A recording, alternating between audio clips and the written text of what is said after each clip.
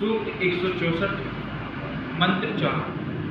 मंत्र का विषय है प्रचेता आंगिरस। ओम यदिंद्र ब्रह्मणस्पते बृहेन्द्रं चरामसि प्रचेतान आंगिरसो द्विषतां पात्वं हर्षः। हे इंद्र सर्वशक्तिमान, शत्रुओं के विद्रावण को करने वाले प्रभु, हे ब्रह्मणस्पति ज्ञान के स्वामी, यद जो भी अभिद्रोह हम आपके विषय में हम द्रोह चरामसी करते हैं, इंद्र व ब्रह्मणस्पति के विषय में द्रोह का स्वरूप यही है कि जितेंद्रियता को छोड़कर शक्ति को क्षीण कर लेना तथा स्वाध्याय के व्रत का पालन न करते हुए ज्ञान को न प्राप्त करना। प्रचेता प्रकृष्ट ज्ञान वाला, आंगिरस अंग प्रत्यंग में रस का संचार करने वाला प्रभु, द्विषताम द्वेष करने वाले के अहंसः पाप से न हमें पातु बचाए। प्रचेता बनकर हम ब्रह्मणस्पति के प्रति द्रोह से दूर होते हैं तथा आंगिरस बनकर हम इंद्र के प्रति द्रोह नहीं करते। वस्तुतः आदर्श मनुष्य बनने के लिए इन्हीं दो बातों की आवश्यकता है कि हम ज्ञानी बने, शक्तिशाली बने। इन दोनों ही बातों के लिए आवश्यक है कि हम द्वेष करने वाले न हो। द्वेष से शरीर भी विकृत होता है, मस्तिष्क भी मलिन होता है। भावार्थ, हम द्वेष से ऊपर उठकर प्रचेता आंगिरस बने, यही ब्रह्मणस्पति व इंद्र का पूजन है। विजय प्रभु भजन निष्पापता। ओम अजेशमाद्याशनाम चाभूम्नागशो वयं जाग्रस्त स्वप्न संकल्पः पापोऽयं द्विष्मतं स निरीक्षतु यो न द्वेष्टि तं ऋक्षतु। अद्य आज अजेष्म हम विजयी बने हैं, द्वेष आदि अशुभ वृत्तियों पर हमने विजय पाई है। च और अशनाम हमने प्रभु का भजन किया है। अशुभ वृत्तियों से ऊपर उठना ही प्रभु का सच्चा संभजन है। इस प्रभु भजन से वयम हम अनागशः निष्पाप अभूम हुए हैं। जागृत जागती हुई अवस्था में होने वाला सह पापः संकल्प है, वह पाप संकल्प तथा स्वप्न अवस्था में होने वाला पाप संकल्प तम उसको ऋक्षतु पाप प्राप्त हो। यम द्विषः जिसके साथ हम प्रीति नहीं कर पाते, यह जो न हम सबके साथ द्वेष्टि द्वेष करता है, तम उसको यह पाप संकल्प ऋक्षतु प्राप्त हो। वस्तुतः द्वेष करने वालों को ही अशुभ वृत्तियां प्राप्त होती हैं। जो भी एक व्यक्ति सारे समाज से द्वेष करने के कारण समाज का प्रिय नहीं रहता, उसी में इन पाप संकल्पों का वास हो।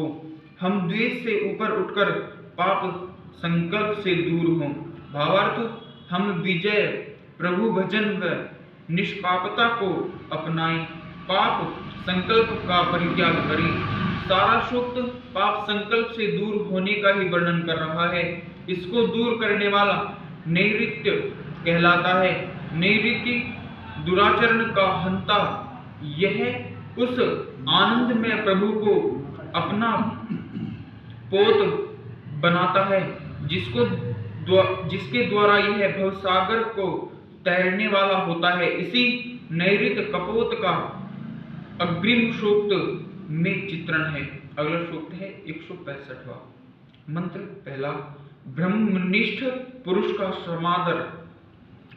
ओम देवः कपोत ईशितो यच्छिन्दुतो निरेत्या इदम्मा जगाम तस्मा अर्चां प्रणमामि निष्कृतिं सम्नो अस्तु द्विपदेशं चतुष्पदे।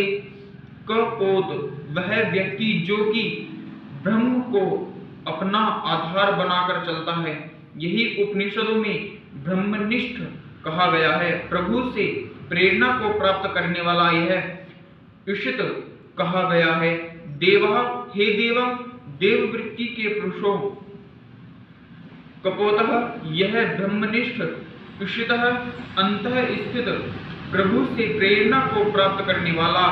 यत जब इच्छन हमारे लिए प्रकाश को प्राप्त करने की इच्छा करता हुआ निरिति का दुराचरण का दूत है, संतप्त करने वाला, अपने प्रचार से अशुभ वृत्तियों को विनष्ट करने वाला इदम इस स्थान में आजगाम आया है, तस्मा उसके लिए अर्चाम हम अर्चन यानी पूजन को करें, उसका उचित आदर करें, निष्कृतिम पापाचरण के बहिष्कार को कृणवाम करें, वस्तुतः तदुपदिष्ट मार्ग से चलते हुए पापों को न करना ही उसका उचित समादर है। ऐसा करने से नह हमारे द्विपदे सब मनुष्यों के लिए सम शांति अस्तु हो और चतुष्पदे हमारे चार पांवों वाले पशुओं के लिए भी शांति हो। निष्पापता के होने का पर सारा वातावरण शांत होता है, सब पशु पक्षियों का कल्याण होता है। भावार्थ, हमें समय समय पर ब्रह्मनिष्ठ ज्ञानी पुरुष प्राप्त हों, उनकी प्रेरणा से निष्पाप होकर हम अपने वातावरण को शांत बना पाएं। निष्पापता व शक्ति संचार। ओम शिवः कपोत ईशितो नो अश्वतनागादि वाह सगुणो गृहेषु अग्निर्हि विप्रोजुषतां हविर्नः पैहेतिः पक्षिणी वृणवतु। शिवः निश्यति पापम अथवा शिव कल्याणी। अपने उपदेशों के द्वारा पाप वृत्तियों को विनष्ट करने वाला, वह कल्याण करने वाला, कपोतः ब्रह्मरूप पोत वाला, ब्रह्मनिष्ठ ईशितः प्रभु से प्रेरणा को प्राप्त हुआ नह हमारे लिए अनागाह निष्पाप अस्तु हो, हमारे जीवनों को यह निष्पाप बनाने वाला हो। हे देवो, इस प्रकार यह गृहेषु हमारे घरों में शकुनः शक्ति का संचार करने वाला हो।